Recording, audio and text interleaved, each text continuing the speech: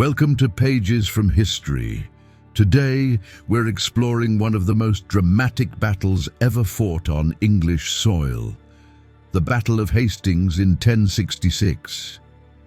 This should have been impossible, a foreign duke crossing the sea to conquer an entire kingdom, a desperate king fighting 2 invasions in 3 weeks, a single arrow that ended a dynasty and birthed a new England. What you're about to discover will change everything you thought you knew about medieval warfare and the Norman conquest. This is the story of how one October day reshaped a nation forever. Stay with us until the end, because the truth is far more shocking than legend. First segment: the road to Hastings, throne, betrayal, and invasion. The year 1066 began with death.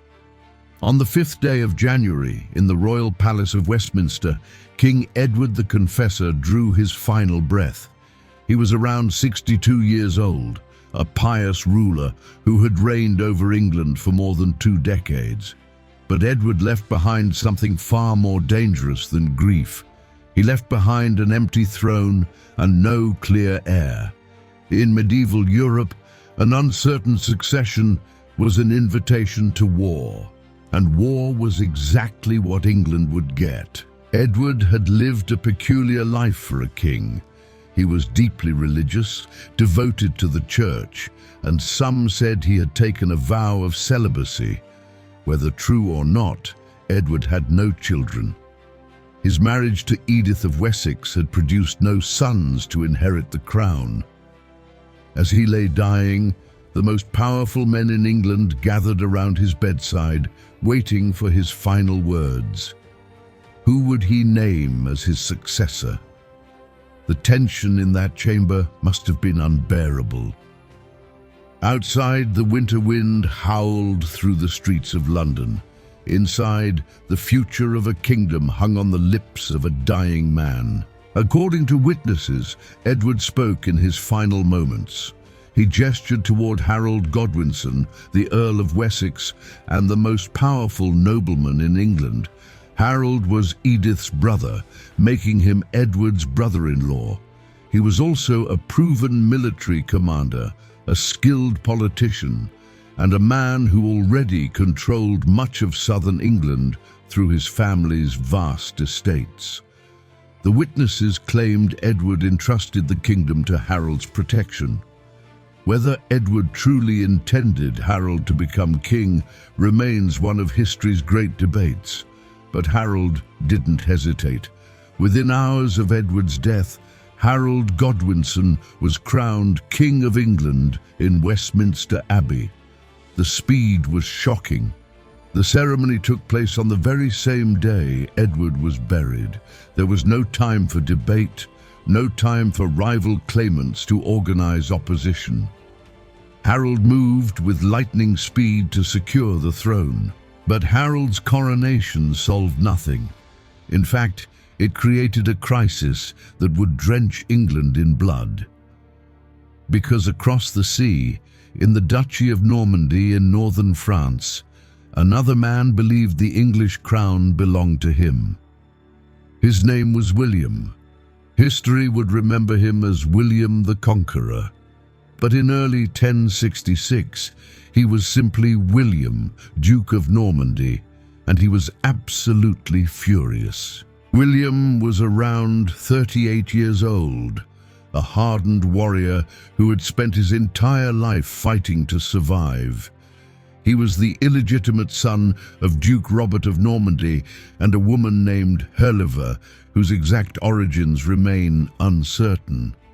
Some sources say she was the daughter of a tanner, others claim she came from a more respectable background. Either way, William's birth outside of marriage marked him from the start. His enemies called him William the Bastard. It was an insult he would spend his life proving wrong through conquest and blood. William had become Duke of Normandy as a young child when his father died on pilgrimage to Jerusalem. His childhood was a nightmare of assassination attempts, betrayals, and rebellions, Rival nobles tried to murder him multiple times. His guardians and protectors were killed. William survived through a combination of luck, ruthlessness, and raw talent for warfare. By his 20s, he had crushed his enemies and consolidated power over Normandy. He had transformed from a vulnerable boy into one of the most feared military commanders in Europe. And now he claimed the throne of England had been promised to him. William's claim rested on several arguments. First, he and Edward the Confessor were distant cousins. Edward had spent years in exile in Normandy during his youth before becoming king. According to Norman sources, Edward had promised William the English throne during that time. Second, William claimed that Harold Godwinson himself had sworn an oath to support William's claim. This alleged oath was the result of a strange incident several years earlier. Harold had traveled to Normandy, possibly on a diplomatic mission, possibly by accident after a shipwreck. The exact circumstances are murky, but according to Norman accounts, while Harold was in Normandy, William had him swear on sacred relics to support William's claim to England when Edward died. Breaking such an oath would have been considered a terrible sin in the medieval world. Harold, of course, told a different story. He claimed he had been coerced or tricked into swearing the oath, that it had been made under duress and was therefore invalid. He insisted Edward had named him heir on his deathbed, and the English nobles had elected him king according to Anglo-Saxon tradition. In England, the nobility had the right to choose their king. They had chosen Harold. That should have settled the matter. But in the harsh world of medieval politics, legal arguments meant nothing without the military power to back them up. William began preparing for invasion almost immediately. He sent envoys to Harold, demanding he step down and honor his alleged oath. Harold refused. William then turned to the Pope in Rome, seeking the blessing of the Church for his conquest. This was a brilliant political move. William presented Harold as an oath-breaker, a usurper who had stolen a throne promised to William by the rightful king. The Pope, Alexander II, agreed. He sent William a papal banner, effectively declaring the invasion a holy war. William wasn't just fighting for a crown, he was fighting with God's approval. This gave him immense propaganda value and helped him recruit warriors from across France and beyond. Throughout the spring and summer of 1066, William assembled an invasion force in Normandy. This was an enormous undertaking. He needed ships to cross the English Channel, thousands of them. He needed soldiers, knights, archers, and infantry. He needed weapons, armor, horses, and supplies. Medieval logistics were incredibly difficult. Every sword, every arrow, every horseshoe had to be made by hand. Every ship had to be built from timber, plank by plank. William's court buzzed with activity. Blacksmiths hammered metal, carpenters shaped wood, messengers rode across France carrying recruitment notices. William offered land, wealth, and glory to anyone willing to join his army. Warriors came from Brittany, Flanders, and other French regions, drawn by the promise of English estates. But building an invasion fleet took time. Months passed, and while William prepared in Normandy, Harold faced another threat from a completely different direction. In the north, the King of Norway was preparing his own invasion of England. His name was Harold Hardrada, which means Harold the Hard Ruler. He was a legendary Viking warrior, over 6 feet tall in an era when most men were much shorter. He had fought across the known world, from Scandinavia to the Byzantine Empire. He claimed the English throne through a confusing tangle of old agreements between previous Scandinavian rulers, and he had the military power to back up his claim. Harold Godwinson must have felt like a man caught between two storms. He positioned his army along the southern coast, watching for William's invasion. He kept ships in the Channel, ready to intercept any Norman fleet. Week after week, he waited. His soldiers grew restless. Supplies ran low. The summer harvest needed to be gathered, or England would face starvation in winter. Medieval armies couldn't stay mobilized forever. The men were farmers and craftsmen who needed to return to their fields and workshops. By early September, Harold had no choice. He dismissed much of his army and allowed his fleet to return to London. It was a calculated risk. He believed the sailing season was ending. Autumn storms would make a cross-channel invasion too dangerous. William would have to wait until next spring. Harold had guessed wrong. On the 18th of September, Harold Hardrada's Norwegian fleet sailed up the Humber River in northern England with over 300 ships and thousands of warriors. They landed near York, the second most important city in England. Local forces tried to stop them and were crushed at the Battle of Fulford. York surrendered. The north of England was now in Viking hands. Harold received the news in London and responded with characteristic speed. He gathered whatever forces he could and marched north at an incredible pace, covering nearly 200 miles in less than 5 days. On the 25th of September, Harold's army arrived at Stamford Bridge, east of York, where the Norwegian forces were camped, completely unprepared for battle. What happened next was a slaughter. The Battle of Stamford Bridge became one of the most decisive victories in English history. The Norwegians were caught by surprise, many without their armor. Harold Hardrada died in the fighting, struck in the throat by an arrow. The Viking army was annihilated. The survivors fled to their ships, needing only 24 vessels to carry home what remained of the force that had arrived in over 300. Harold had saved the north and eliminated one of his rivals for the throne in a single day.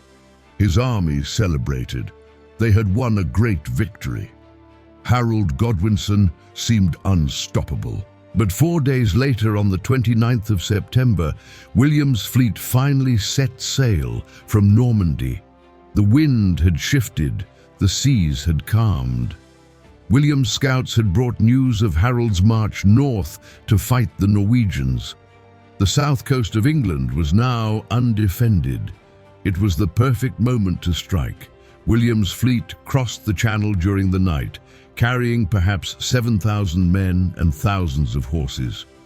At dawn on the 28th of September, they landed at Pevensey on the Sussex coast. There was no resistance, the beaches were empty. William's soldiers waded ashore unopposed and began unloading their ships. William's first act upon landing has become legendary. As he stepped onto the beach, he stumbled and fell forward, his hands plunging into the sand.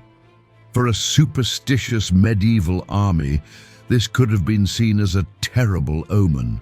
But William was quick-witted. He grabbed handfuls of English soil and lifted them high, shouting that he had seized England with both hands. His men cheered. A potential disaster had been turned into a moment of propaganda. William then ordered his men to build a wooden castle at Hastings, a few miles from their landing site. This would be their base of operations, a fortified position they could defend if things went wrong. William's strategy now was brutal but effective. He began systematically ravaging the surrounding countryside. His soldiers burned villages, seized food, and killed or drove off the local population. This wasn't random violence. It was a calculated strategy. The land around Hastings was part of Harold's personal estates. William was destroying Harold's property, insulting his honor, and daring him to come south and fight. William knew that if Harold marched south to defend his lands, he would be coming straight from the exhausting victory at Stamford Bridge. His army would be tired, Many of his best soldiers would have been killed or wounded fighting the Norwegians. It was a vicious plan, and it worked perfectly. Harold received news of William's landing while still in York, celebrating his victory over the Vikings. The message must have hit him like a physical blow. Another invasion, another army to fight, another threat to his crown. Harold had to make a terrible choice. He could wait, rest his army, gather reinforcements from across England, and then march south with overwhelming numbers. Or he could strike immediately, before William could fortify his position and recruit English traitors to his cause. Harold chose speed. It was the same strategy that had worked at Stamford Bridge. Move fast, catch the enemy unprepared, and win through shock and aggression. On the 1st of October, Harold and his army began the long march south from York to London. They covered the distance in about 5 days, another exhausting forced march. Harold's soldiers were now among the most experienced warriors in Europe. They had just won a major battle against legendary Viking fighters, but they were also desperately tired. Many were wounded. Some were still recovering from injuries. The army that gathered in London in early October was formidable, but far from fresh. Harold's brothers Gurth and Leofwine, both experienced commanders, reportedly advised him to wait. Let William exhaust himself raiding the countryside. Gather more troops. Fight from a position of strength. But Harold was furious. His lands were being burned. His people were being killed. His honor as king demanded he defend England immediately. Harold stayed in London just long enough to gather additional forces, then marched south toward Hastings. His army probably numbered around 7,000 men, roughly equal to William's force. The core of Harold's army was his housecarls, professional warriors who served as his personal guard and the elite troops of England. These men were equipped with massive two-handed axes that could split shields and armor. They were disciplined, experienced, and fiercely loyal. Supporting them were the militia levies drawn from towns and shires across southern England. These were farmers and craftsmen who owed military service to their lords. They were less well-trained than the housecarls, but could be effective fighters when properly led. Harold's plan was simple: march to Hastings, take up a strong defensive position, and force William to attack him. The Saxons would fight in their traditional shield wall formation, a tactic that had served them well for centuries. If they could hold their ground and break the Norman cavalry charges, William would be forced to retreat to his ships. Harold could then starve him out or destroy him if he tried to move inland. On the 13th of October, Harold's army arrived at Caldbeck Hill, about 6 miles from William's camp at Hastings. They rested overnight, preparing for battle. Scouts reported the position of the Norman forces. Both armies now knew where the other was. Both commanders understood that the next day would decide the fate of England. In the Norman camp, William's knights prepared their weapons and armor. Horses were fed and inspected. Prayers were said. William himself reportedly spent much of the night in prayer, asking God for victory in the coming battle. In the Saxon camp, Harold's housecarls sharpened their axes and reinforced their shields. The feared checked their spears and said goodbye to brothers and friends, knowing many would not survive to see another sunset. As dawn broke on the 14th of October, 1066, both armies began to move. Harold led his forces to Senlac Hill, a strong defensive position that would later be called Battle Hill. The hilltop was about 700 yards long and relatively narrow, bordered by marshy ground on both sides. It was perfect for a defensive stand. Harold's men formed their shield wall along the ridge, their shields overlapping to create an almost impenetrable barrier of wood, leather, and metal. The housecarls held the center and the flanks, with the feared filling in the gaps. Harold's banner, depicting a fighting man, was raised at the highest point of the hill. There, surrounded by his best warriors, Harold Godwinson waited for William to attack. The stage was set, 2 armies, 2 kings, 1 throne, and by nightfall England would be changed forever. Second segment, the day of battle, warriors, tactics and desperation. The morning of October 14th began with mist rising from the marshes around Senlac Hill. The air was cold and damp. Harold's shield wall stood silent on the ridge, a wall of wood and iron stretching across the hilltop. Behind their shields, the Saxon warriors could see the Norman army assembling in the valley below. The sight must have been both magnificent and terrifying. Thousands of armed men, hundreds of horses, banners fluttering in the morning breeze. The Normans were organizing themselves into 3 divisions. On the left were the Bretons and other French allies.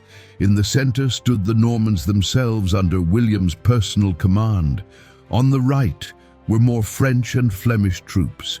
Each division was arranged in 3 lines, archers and crossbowmen at the front, infantry with spears and swords in the middle, mounted knights at the rear, the elite shock troops of medieval warfare. William himself rode along the lines on a Spanish horse, wearing distinctive armor that marked him as the commander. He carried a mace rather than a sword, a weapon that suited his brutal fighting style. Around his neck hung holy relics, sacred items blessed by the Pope to sanctify his cause. William addressed his troops with a speech that Norman chroniclers would later record. He reminded them why they were fighting.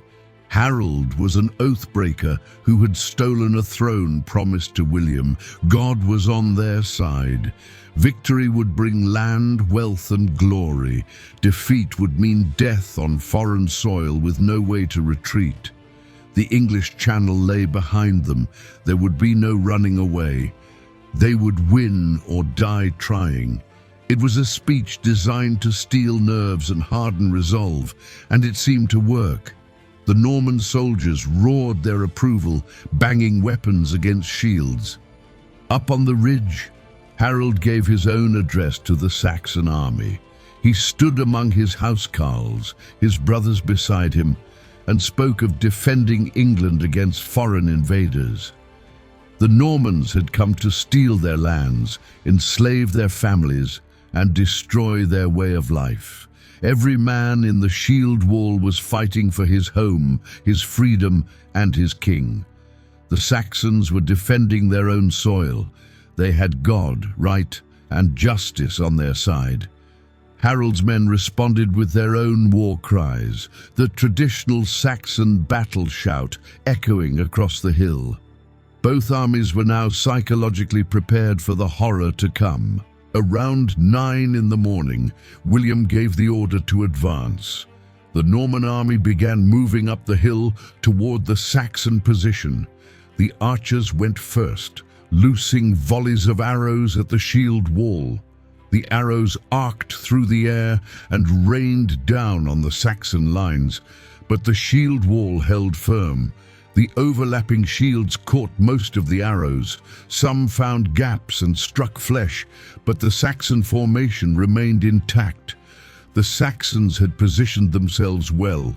The slope of the hill meant the Norman archers had to shoot upward, reducing the power and accuracy of their shots. After several volleys with minimal effect, the archers fell back. It was time for the infantry.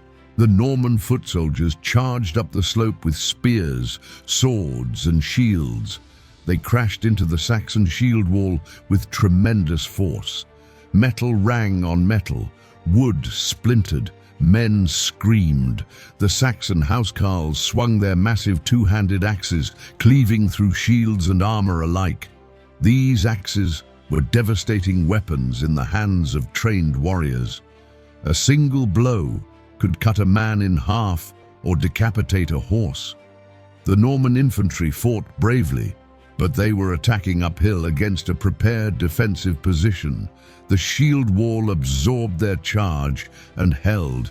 Saxon spears thrust out between the shields, stabbing at Norman faces and throats.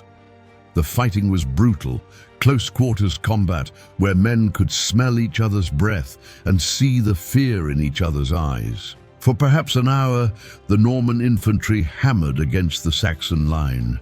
They achieved nothing. The shield wall stood unbroken.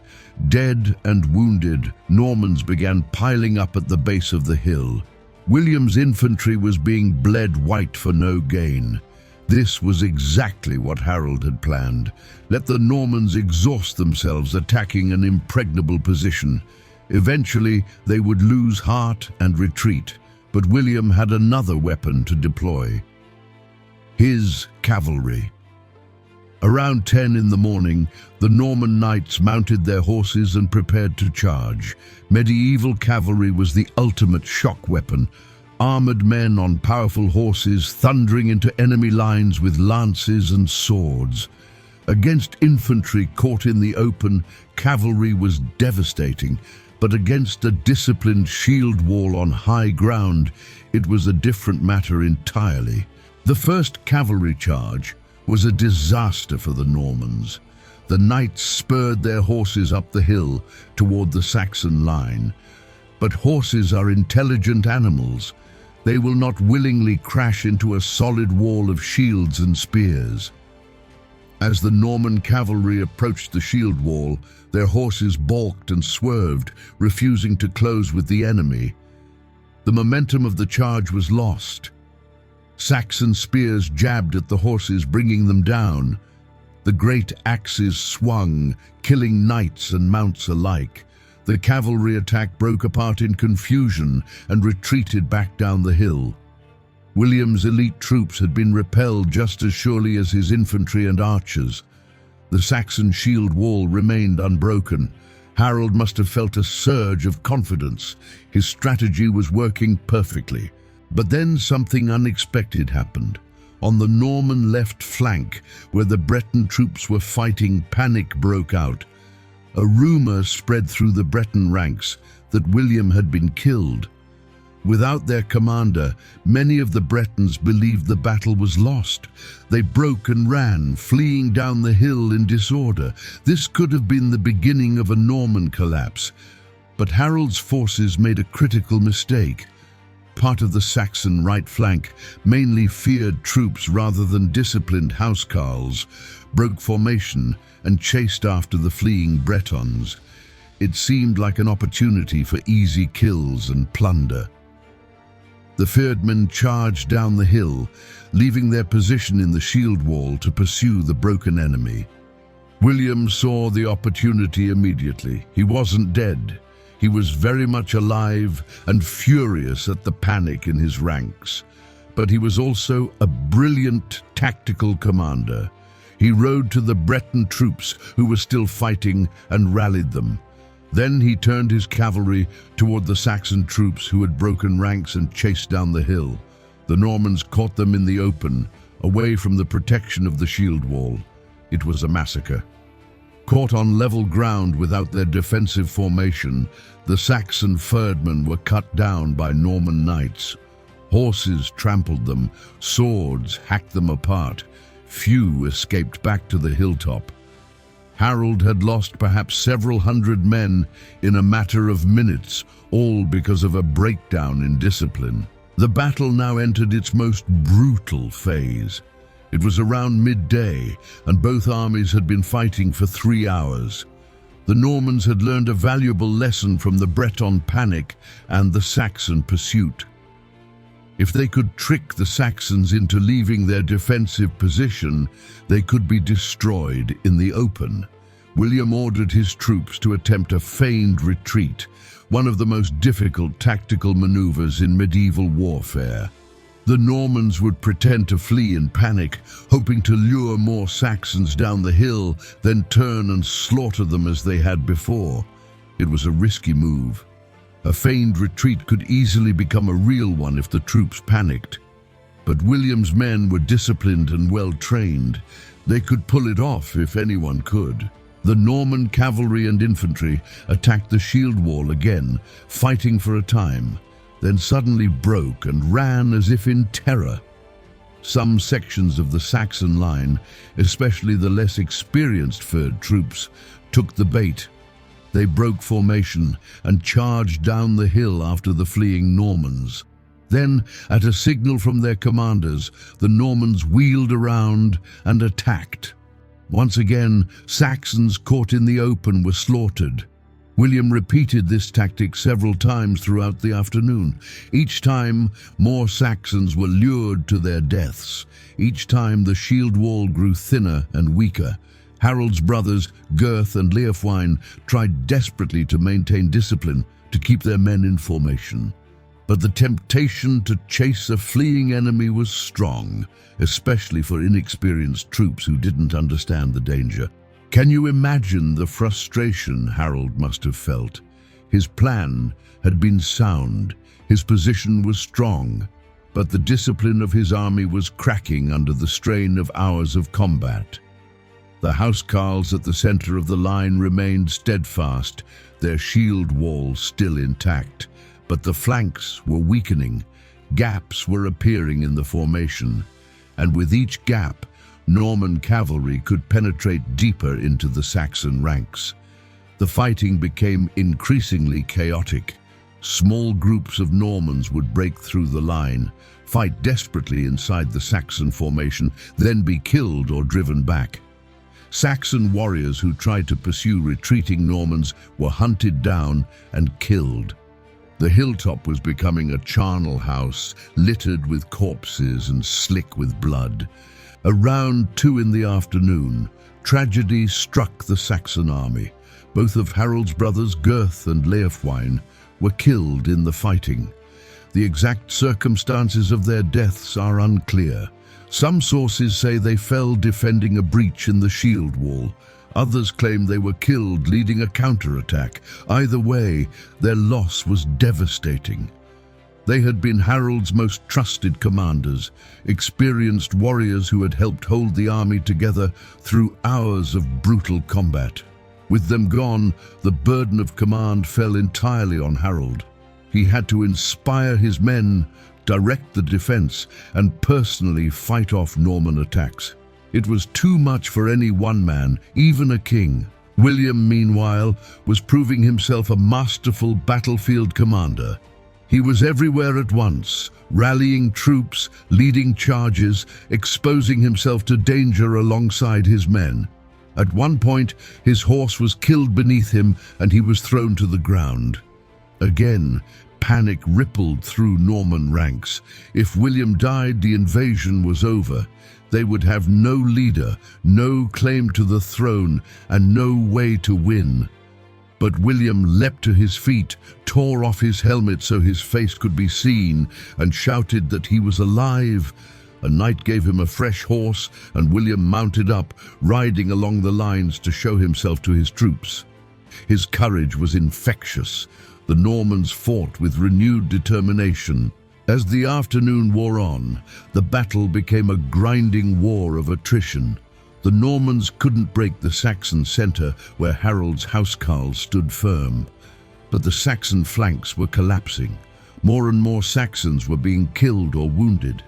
The shield wall was shrinking, being compressed into a tighter and tighter formation. The Normans brought up fresh troops while the Saxons had no reserves to draw on. Every man Harold had was already in the line, fighting for his life. The mathematics of the battle were turning against the Saxons. They were losing men faster than the Normans. If the battle continued much longer, simple numbers would decide the outcome. Around 4 in the afternoon, William made a crucial decision. He ordered his archers to change their tactics. Instead of shooting directly at the shield wall, they were to shoot high into the air so their arrows would arc over the shields and rain down on the Saxons from above. This was devastatingly effective. The Saxons couldn't raise their shields to protect from overhead shots without exposing themselves to cavalry and infantry attacks from the front. Arrows began falling among the packed Saxon ranks. Men fell with arrows in their shoulders, backs, and heads.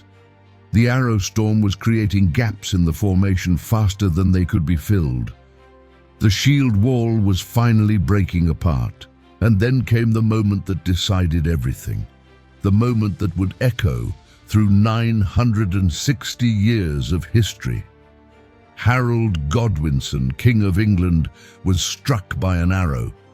The exact details have been debated for centuries. The Bayeux Tapestry, a massive embroidered cloth created years after the battle to commemorate Norman victory, shows a figure with an arrow in his eye next to the words, "Harold is killed." But some historians argue the arrow victim and the Harold figure might be two different people. Other sources say Harold was hacked down by Norman knights and not killed by an arrow at all. The truth is lost to time. What matters is that Harold died on that hilltop sometime around dusk on October 14th. With Harold dead, the Saxon resistance collapsed. The housecarls who surrounded the king's banner fought to the death, refusing to surrender or flee. They were cut down to the last man in a final desperate stand. But the rest of the Saxon army broke and ran. Some fled into the gathering darkness, pursued by Norman cavalry who cut them down from behind. Others tried to make a stand at a ravine behind the hill, a place later called Malfosse, or Evil Ditch. Normans chasing the fleeing Saxons rode into the ravine in the dark and were slaughtered when they became trapped. But these were small victories in a catastrophic defeat. The Battle of Hastings was over. The Normans had won. William had conquered. The battlefield that night was a scene of unimaginable horror.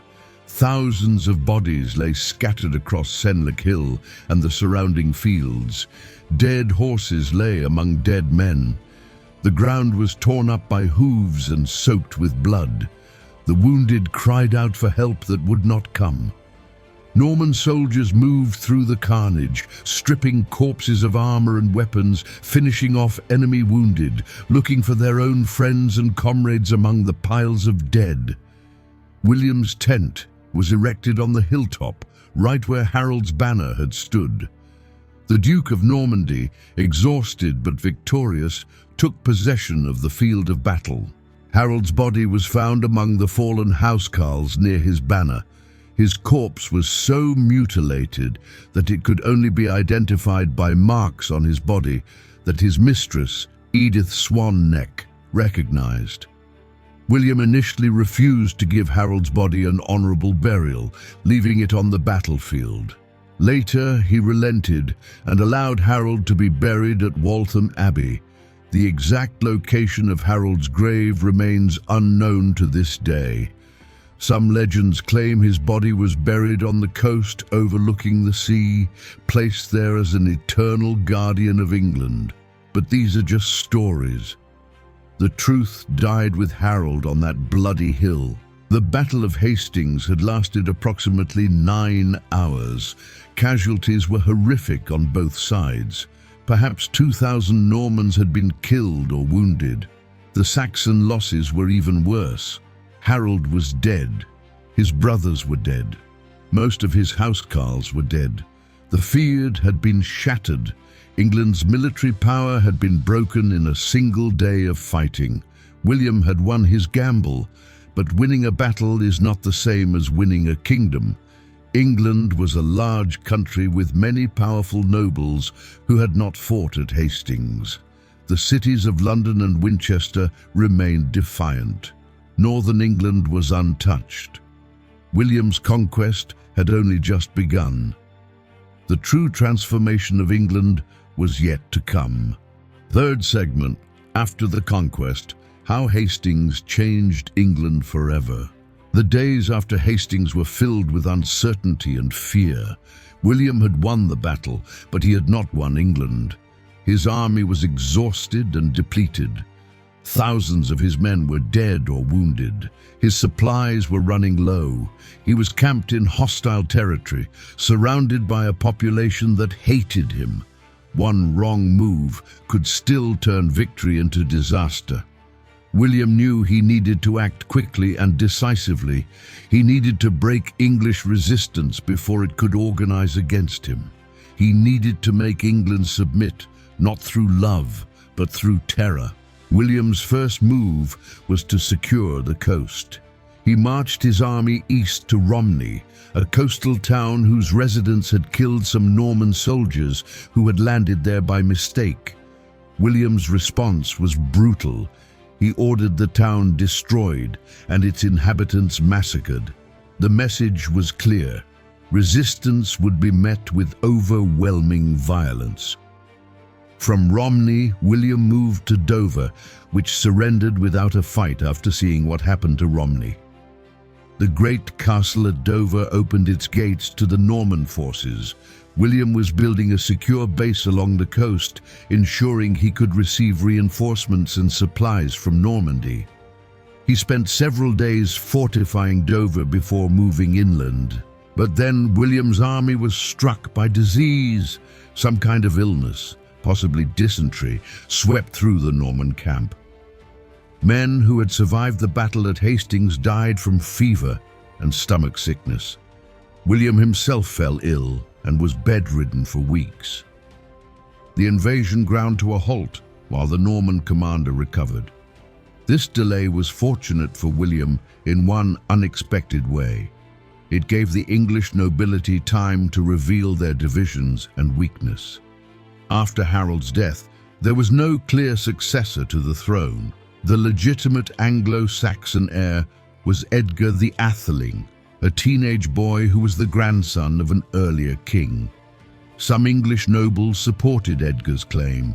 Others were more pragmatic, realizing that fighting William might be futile. The English leadership was paralyzed by indecision.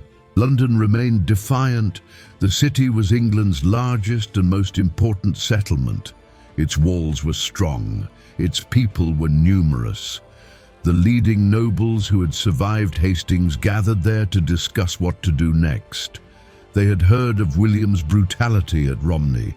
They knew the Normans would eventually march on London. Some argued for continuing the fight, for raising new armies and driving the invaders into the sea. Others counseled surrender, arguing that more bloodshed would only bring more suffering. While the English debated, William recovered from his illness and began moving again. Instead of marching directly on London, William took a circular route. He moved west and then north, bypassing the city entirely. This was another brilliant strategic move. William burned and destroyed everything in his path. Village after village was put to the torch. Crops were seized or destroyed. Livestock was slaughtered. The civilian population was terrorized. William was creating a wasteland around London, cutting off the city's food supply and demonstrating his power to ravage England at will. It was psychological warfare as much as military strategy. William wanted the English to see that resistance was hopeless, that he could destroy their country piece by piece until they submitted. The strategy worked.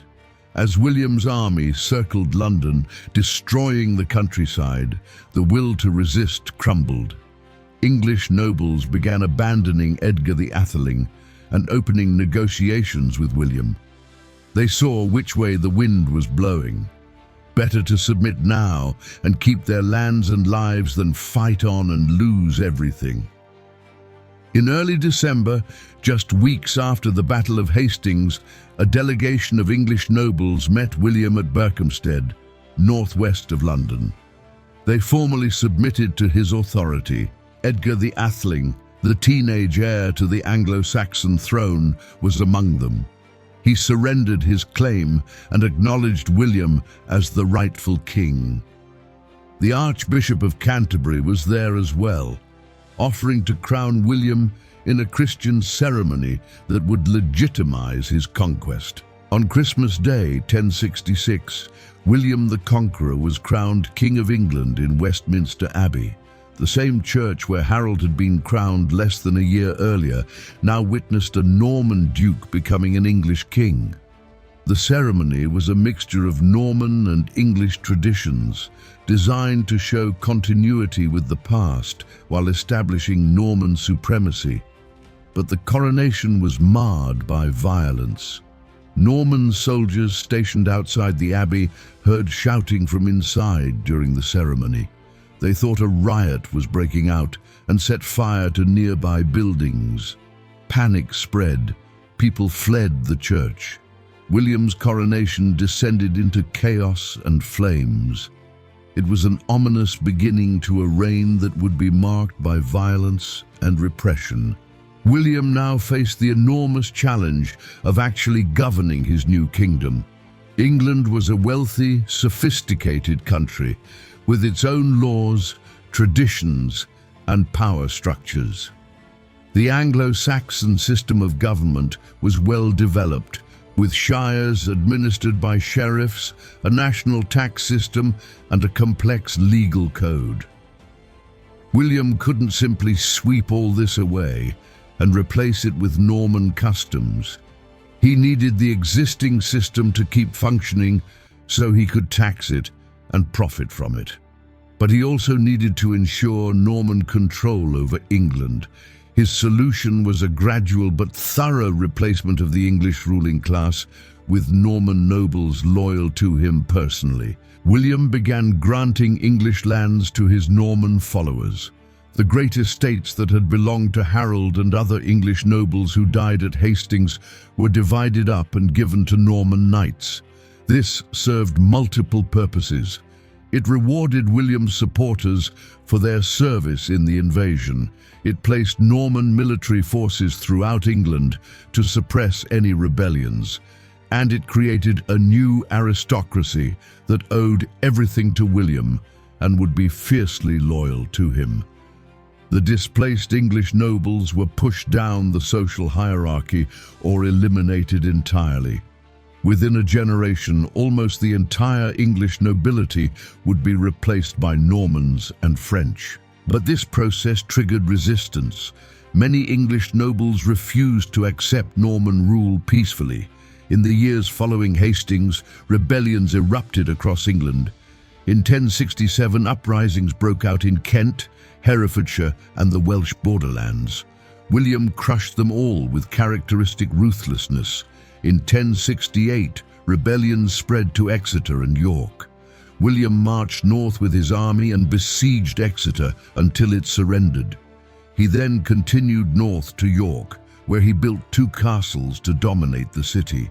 The English learned that rebellion brought only death and destruction. William's response to resistance was always the same: overwhelming military force, systematic devastation, no mercy.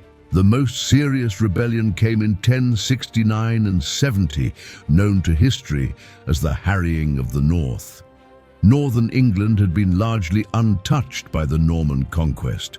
The region was remote, mountainous, and difficult to control. Local English nobles still held power there.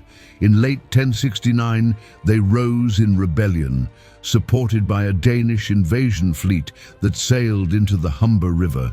The rebels captured York and killed the Norman garrison. For a moment, it seemed like Norman control over England might collapse. William's response was genocidal in its scale and brutality. He marched north with his army in the middle of winter, an almost unprecedented campaign during the harshest season of the year. What William did in northern England between 1069 and 70 remains one of the darkest chapters in English history. His army systematically destroyed everything they found. Villages were burned, crops were destroyed, Livestock was slaughtered. Farm tools were smashed. The population was killed or driven into the wilderness to starve. William wanted to ensure that northern England could never support another rebellion. He wanted to create a desert where once there had been farms and towns. The harrying of the north succeeded in its brutal goal. The rebellion was crushed completely, but the cost was horrific. Tens of thousands of civilians died from violence, starvation, and exposure. Entire communities ceased to exist. Northern England took generations to recover from the devastation. The Domesday Book, a great survey of England compiled by William's officials in 1086, recorded the long-term impact. Village after village in the north was listed as waste, meaning abandoned and worthless. The population had been decimated. The land lay empty. William had won through terror what he could not win through loyalty. No English noble would dare rebel again after seeing what happened to the north. The harrying established Norman rule through fear and the memory of unimaginable suffering. It was effective. It was also monstrous. But William's conquest transformed England in ways beyond military subjugation. The Norman takeover fundamentally changed English society, culture, and language. The most visible change was the construction of castles. The Normans were masters of castle building, and they erected massive fortifications across England to dominate the population. These weren't the romantic fairy tale castles of later centuries. They were grim military structures designed to project power and intimidate. The most famous is the Tower of London, begun in 1078 and still standing today. These castles changed the English landscape forever, physical symbols of Norman dominance that could be seen for miles around. The Norman conquest also revolutionized the English language. Before 1066, English was a Germanic language closely related to Old Norse and German. The common people spoke Anglo-Saxon English. The church and scholars used Latin. After the conquest, French became the language of the royal court, the law, and the aristocracy. For nearly 300 years, England's rulers spoke French as their first language. English became the language of peasants and commoners. But gradually, the two languages merged. French words flooded into English, particularly words related to government, law, military affairs, and high culture. This is why English has so many word pairs, where the Anglo-Saxon term describes the common version and the French term describes the refined version. We have cow from Anglo-Saxon, but beef from French. Pig versus pork. Sheep versus mutton. The animal in the field kept its English name, but the meat on a nobleman's table got a French name. The modern English language is a hybrid created by the Norman conquest. It has the grammatical structure of a Germanic language, but the vocabulary is heavily influenced by French and Latin. This makes English uniquely flexible and expressive, with an enormous vocabulary drawn from multiple linguistic traditions. In a strange way, William's conquest created the language that would eventually spread across the globe and become the dominant international language of the modern world. The Battle of Hastings thus had linguistic consequences that echo into our own time. Norman architecture also transformed England. The Normans built in a style called Romanesque, featuring massive stone structures with rounded arches, thick walls, and powerful, imposing designs. They constructed huge cathedrals, abbeys, and churches across England. Many still stand today. Durham Cathedral, Canterbury Cathedral, and countless smaller churches were built or rebuilt in the Norman style. These buildings were not just places of worship. They were statements of permanent Norman presence, demonstrations that the conquerors were here to stay and had the resources to build on a monumental scale.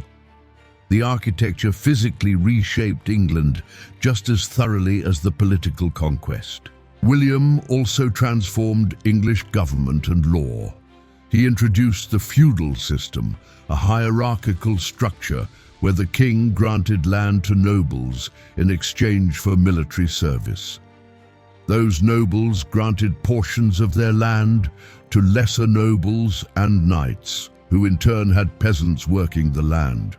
Everyone owed loyalty and service to the person above them in the hierarchy, with the king at the top of the pyramid. This system was different from Anglo-Saxon governance and created a more centralized, militarized state. William could call up an army whenever needed because every landholder owed him military service. It was an efficient system for maintaining control over a conquered country. The Domesday Book, compiled 20 years after Hastings, was another revolutionary administrative achievement. William ordered a complete survey of his new kingdom. Officials traveled to every part of England, recording who owned what land, how many people lived there, what resources existed, and how much tax could be extracted.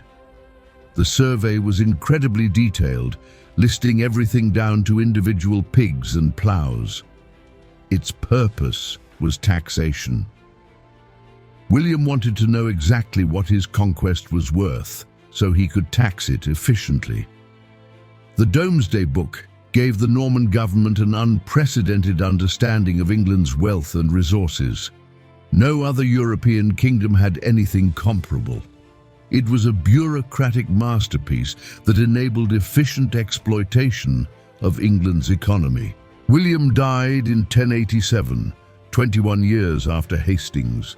He was leading yet another military campaign, this time in France, when his horse stumbled and threw him against the pommel of his saddle. The injury ruptured his intestines. He died in agony weeks later. His body was so bloated from decomposition that it burst when attendants tried to force it into a stone sarcophagus. Even in death, William was violent and difficult. He was buried in Caen in Normandy, not in England. Despite conquering England and ruling it for 2 decades, he remained fundamentally Norman. England was his possession, his source of wealth, but never truly his home. But what if things had gone differently? What if Harold had won at Hastings? England would have remained an Anglo-Saxon kingdom, culturally and linguistically distinct from continental Europe. The English language would have developed differently, remaining closer to its Germanic roots without the massive French vocabulary infusion. English society would have evolved along different lines, perhaps remaining more connected to Scandinavian culture through continued contact with Denmark and Norway. The great Norman cathedrals and castles would never have been built. English law and government would have followed Anglo-Saxon traditions rather than feudal Norman models. In short, England as we know it would not exist. The Battle of Hastings didn't just change who ruled England, it changed what England was at a fundamental level. The conquest also had profound effects on European history beyond England. William and his successors ruled both Normandy and England, creating a cross-channel kingdom that would influence European politics for centuries. English kings would involve themselves in French affairs, claiming French territories and fighting French wars. This would eventually lead to the 100 Years' War and centuries of conflict between England and France. The Norman conquest thus set in motion diplomatic and military dynamics that shaped European history for half a millennium, all because of one battle on a hill in Sussex in 1066. For the ordinary people of England, the conquest was catastrophic. The Anglo-Saxon elite was destroyed and replaced by foreign rulers who spoke a different language and showed little concern for English traditions or welfare. Taxes increased to pay for William's wars and building projects. Rebellions brought terrible reprisals. The harrying of the north killed thousands and destroyed communities. English peasants found themselves at the bottom of a new social hierarchy, powerless and exploited. The conquest enriched Normans at the expense of the English population. It would take generations for the wounds to heal and for a new, unified English identity to emerge from the wreckage of the old. Yet out of this violence and suffering, something remarkable eventually emerged. Over time, Norman and Anglo-Saxon cultures blended. Intermarriage between Norman nobles and English women created a new aristocracy that was neither fully Norman nor fully English. The French language and English language influenced each other, creating Middle English. Legal traditions merged, architectural styles combined. By the 13th century, a new English culture had developed that drew from both Norman and Anglo-Saxon roots. The kings of England began to identify as English rather than Norman. The country began to see itself as unified rather than conquered. The Battle of Hastings had destroyed the old England, but from its ashes came a new England that would eventually become one of the most powerful nations in European history. And so today we discovered that one battle fought in a single day can reshape a nation's destiny for centuries to come.